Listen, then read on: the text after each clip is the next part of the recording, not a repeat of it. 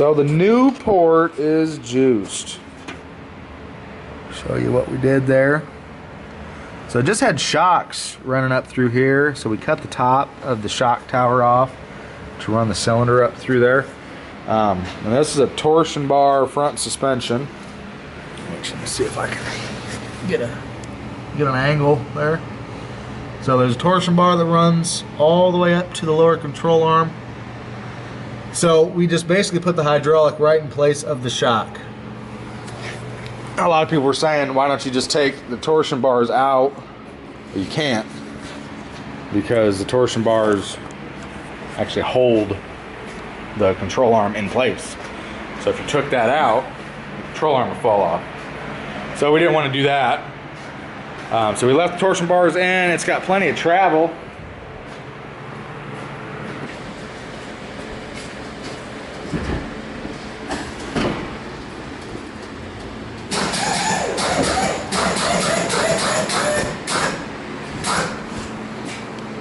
It's still got some travel to it, even with the torsion bar still in. And that's about as much as he needed.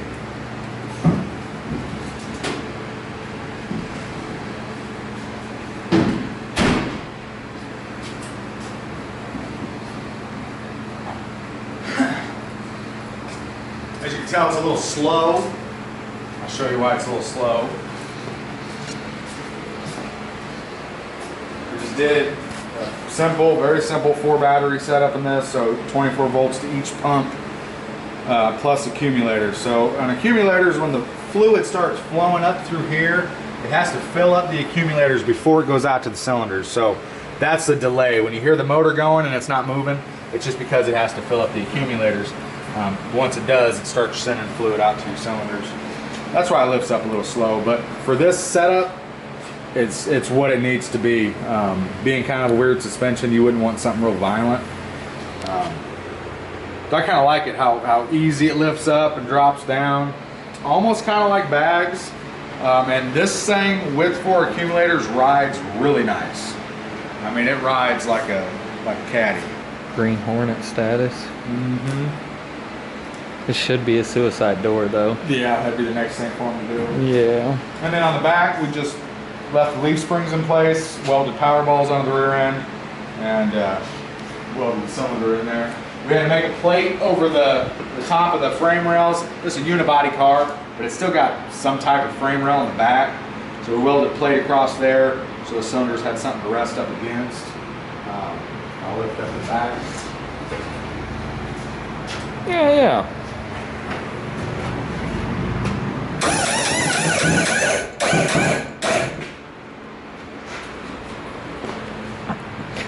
Good.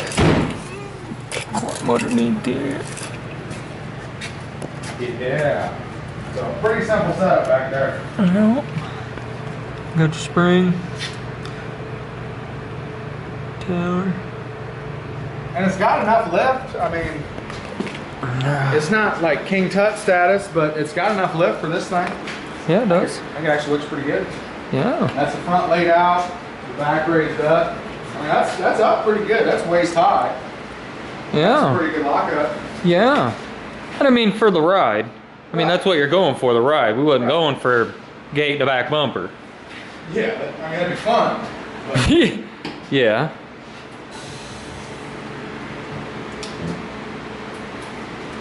Laid out. And it lays out nice. Yeah. So, big thanks to Hoppos. They helped me out a lot. I talked to Art from Hoppos. He called me on the phone, which was awesome. I mean, for a guy that owns Hoppos, to be able to call somebody in Iowa, that's pretty cool. And he kind of walked me through some ideas on how to put hydraulics on the front. So that was a big help. I'm happy with it. Hopefully he's happy with it. She done. Ta-da.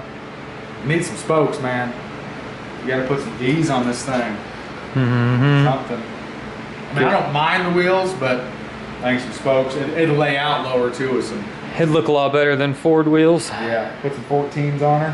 Mm-hmm. Man, if you put 14s on this thing, she'd be sitting down here. Yeah, that would lay out nice if it had 14s on it. Lays out pretty good now. I mean, or put some 22s on. But I mean, you got that very little ground clearance, which is nice. Right. So you don't drag. But I mean, let's be real. Everybody likes dragging a little bit of frame.